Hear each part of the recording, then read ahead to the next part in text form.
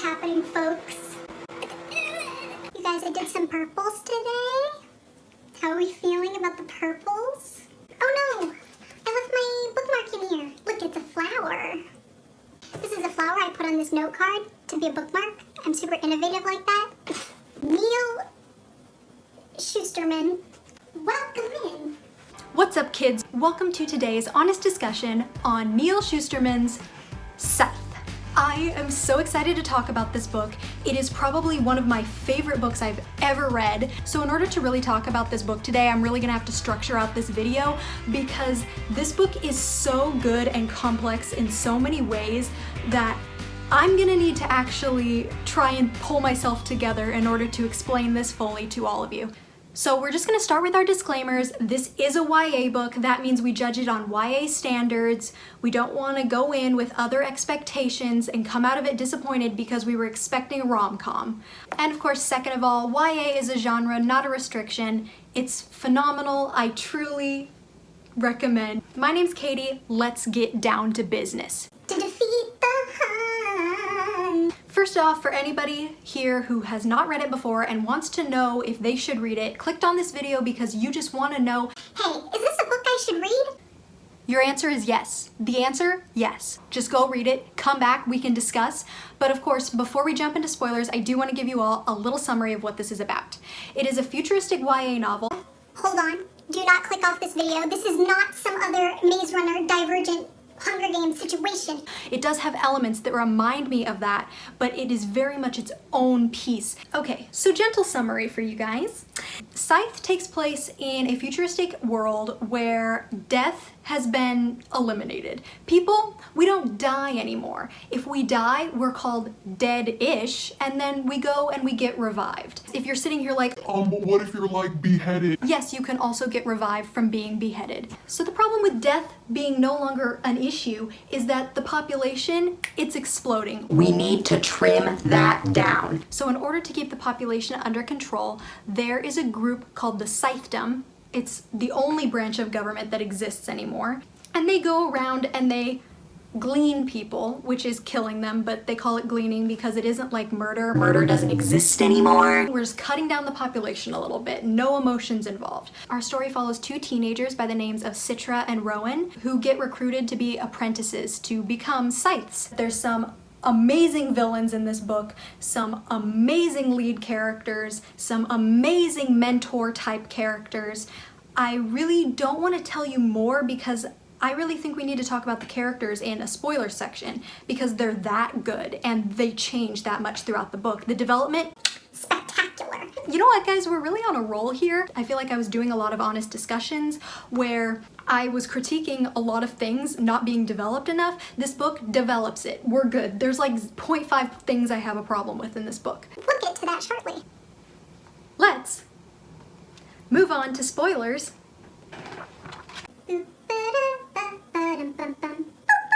We're going to start with breaking down the characters, I think. They are so well done. So first off, we meet Citra. Citra's great. She's super cool, super short-tempered, but strong. Citra is very confident in who she is, and she has a very strong moral compass. I was a little bit uncertain about her at first just because she seems so hot-headed right off the top, but she's awesome. She's really great. A truly strong female lead. Rowan Is an amazing character. I love him so much. I think I shouted out loud reading this multiple times. Rowan is so good. He goes through so much being under Scythe Faraday and then Scythe Goddard and becoming so developed as a character. And he's not developed in the normal way that when people say developed, you think, oh, they go from bad to good. He starts off the character with the strongest moral compass in this whole book. Then he slowly starts to be converted, and I remember when I was reading it, I started feeling Rowan being converted, and I was like, No! but even as he was being converted, I still noticed him making these choices that were so good and so strong. I guess my point is we haven't lost him yet. I know a lot of people think that he turned into be a villain type character, but I really think it's not that black and white, which is So well done. Speaking of not that black and white, we need to talk about the villains in this, specifically Scythe Goddard. He is my favorite villain that I have read in a book in a long time. He's so scary. I can't even tell you how many times I was reading a scene with Goddard in it that I out loud went, oh my god. He's just killing everyone. He's a scythe, so he can't be stopped, and he does it for the joy of it. He wants there to be a law that says they don't have to hit a quota, that they can just keep killing because it's what they do best. And we're introduced to them before we even know that Rowan's gonna be taken under his wing. We're introduced to them. He goes onto a plane with his disciples and freaking kills this entire plane. Like, I'm sorry, what? So messed up. But the thing is, Scythe Goddard is also so logical, and the whole time we're reading these journal entries from all the Scythes, and we're getting Goddards occasionally, and I'm reading them and I'm like, I mean, yeah, you're not wrong. And then those scenes where Goddard is talking to Rowan and he's all like, hey, I know we beat you up and turned off your pain nanites, but how can you have pleasure without pain? And it's like, well, that's true, but also, You're abusive. oh man, it's such a confliction. He reminded me a lot of Berlin from Money Heist or La Casa de Papel, because he's just such a good leader and he's got all these strategic ways of thinking and he's so logical, and almost everything he says, I'm like, well, you're not wrong, but then you're also sitting there like, but this guy's a psychopath. Mucho más práctico torturaros. In an ideal world. The actor who plays Berlin would play Scythe Goddard. Goddard is that. Oh man, it would be so good. And on that same track, the actor in Money Heist also, who plays the professor, would be amazing as Scythe Faraday. These mentor type roles, oh my goodness, he would be so good. We didn't even have that much time with Scythe Faraday, and I was like, this man, I love him so much. He is such a good person. Oh my goodness, he's Of course, Scythe Curie, she's amazing too. Really loved her. Oh, also, I want to mention that the third person omniscient viewpoint, that made it feel like the Thunderhead was telling the story, which is crazy to think about, right? The second we learn that Citra or Rowan are going to have to glean each other once one of them becomes a scythe, I'm sitting here like, oh my gosh, no way. These two, they're Katniss and Peeta. They're coming out of this together or not at all. Together?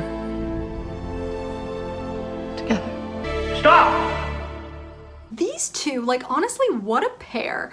The fact that they're willing to kill each other, well, make them dead-ish, throw tests for each other. I'm so excited to see these two have their relationship developed more, because a majority of this book they're spent apart, and still I love their relationship. The last thing I wanted to mention about Scythe Goddard is there's this irony going on throughout this whole book where everyone for some reason really hates these tone cults, which is getting a little bit into the story aspect, So I guess I'll use it as a transition. but the tone cults, everybody hates them for some reason, and I'm sitting here like, what do we really need to hate the tone cults? Like, I get it, they're cults and they worship some Tones. and that seems weird to you all because you don't have a god anymore or whatever, but like, are they really hurting anyone like at all? They're not hurting each other. They're not like that type of cult. Like, leave them be. They're fine. They're just like basically monks. Let them live. The irony of it all is that I'm literally gonna call Goddard Berlin. Like, they are the same in my mind. I'm so sorry. He hates these tone cults enough to make it the final showdown, and they go there, and I'm going, Goddard, you're a cult leader. Like, he's the literal definition of one because of how charismatic he is. Even our moral compass of a human, Rowan, on his side from time to time. And it's like, you know who can do that? You know the only people who successfully can do that? Cult leaders, Goddard, cult leaders. Moving further into the story section, past the tone cults. It's such a simple world that all these little complexities can be added here and there, and it doesn't feel like too much or like an info dump at all. We are told so much about this world. We learn absolutely everything, and still it doesn't feel like too much ever. See, I told you, Adam Silvera, it could be done. It could be done. That was a reference to my previous video on They Both Die at the End. Watch it. The language just used in this, it's something that I can't explain unless you read it yourself, but it is so well done. Let's see if I can read a few little snippets for you guys, just so you can get an idea. This is from the Journal of Scythe Curie, and she's talking about the fact that society has developed so far past death that when people throw themselves off buildings for fun, it's like a joke now that they splat. She's comparing the Wile E. Coyote cartoon to the life that they're currently living in their universe. And she says, when it happens, people laugh because no matter how gruesome the event, that person, just like the coyote, will be back in a day or two as good as new and no worse, no wiser for the wear. Immortality has turned us all into cartoons. Oh, I have one more thing marked.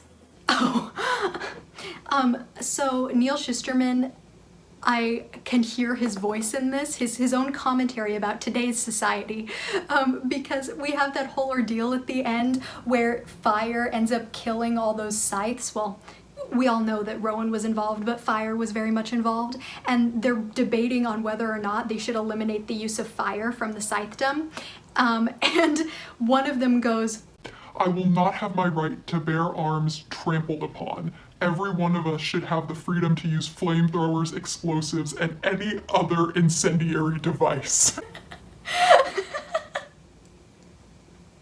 Like, if that isn't a commentary on what's going on today in the world, I don't know what is. Well played, Neal Shusterman. Well played. Okay, question. Who is this on the cover? Citra says that she's going to have her robes be teal. So it's not Citra, which makes me think, is it Rowan? But Rowan doesn't become a scythe by the end. I mean, like, scythe, but like he's not a scythe. We never are told of a character who wears a red robe, ever. It doesn't come up at all.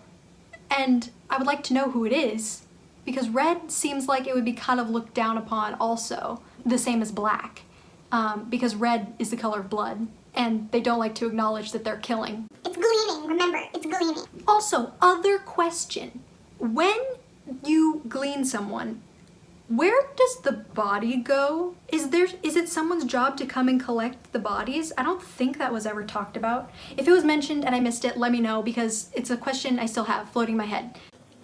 Help. The only thing that seems a little bit unbelievable to me about this world is that everyone has developed to the point where they agree with the scythedom, and that just seems strange.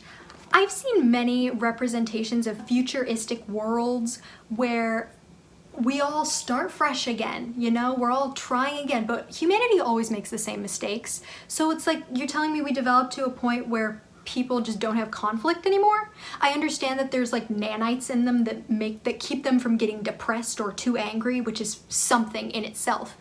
So do those work enough that people don't even have conflict anymore? Because the biggest rebels we have are the tone cults, and like in my mind there would absolutely be rebel groups against the scythedom. I would like it to be explored a little bit more maybe in the other books. There's a squeaking going on out there. This book does an amazing job of throwing you curveballs left and right. You think it's gotten to a stagnant point and you're comfortable with that, and then all of a sudden, whoosh, somebody is accusing you of murder. Whoosh. Rowan? He's gone dark side. Whoosh. We're just gonna massacre another group of people. Like, Whoosh. The character you thought died is alive. oh my god, oh my goodness, it's so, So at the first test, Citra lies because she's so ashamed of pushing that girl in front of the bus, the train, in front of the vehicle. When she eventually tells Curie the truth, they go to the girl so she can apologize, and the girl's like, Yeah, I don't care. I've already splatted myself after that happened. The way that the author words that scene is so well done, because the last line we get from her is something about like she was angry because her soup was cold when she came back. Like Citra distracted her long enough that her soup got cold, and that was what bothered her the most about that interaction. That's a lesson in itself. You don't beat yourself up, because in truth, other people who were involved, they've moved on. You are allowed to move on as well. It's just such a nice little tidbit of a lesson, just Popped right in there. that didn't need to be there, but just made it seem all the more genius. Okay, let's move on to the world really quickly because I want to wrap this up. This concept that humanity has reached the point of perfection, and what that means for us is that we don't understand what it was like to be in the age of mortality, as they called it. We can no longer relate to the pain that people felt in the art that they expressed, in the music. We don't even have a reason for time anymore. Years no longer exist. We no longer have a hunger for knowledge or education because it's all already been discovered. It's so mind-boggling to think about a world where that actually happened and what that would really do to humanity. And to experience two characters with such a beautiful moral compass living in this type of world, like these two are truly saviors. Also, the elimination of religion, which led to the tone cults. We have now this AI Thunderhead that has become our god, so we no longer have the need to believe in a god. My question about the world that I want a little bit more on is, we're gently touched on the fact that people don't really have disabilities anymore, like people aren't deaf anymore, and I wanted to know more about like birth defects and maybe like even problems with pregnancies that happen sometimes. Like, do they have ways of saving newborn babies or yet to be born babies, or dealing with other disabilities? You guys, it is just so scary how much scythes can get away with because the Thunderhead is not allowed to interact with them.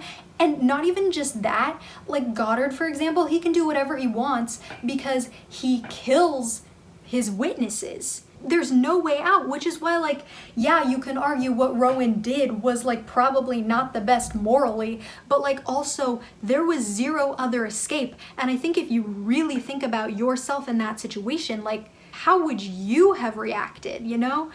I still think Rowan is an amazingly good person, and I'm excited to see more about him. So Goddard's dead.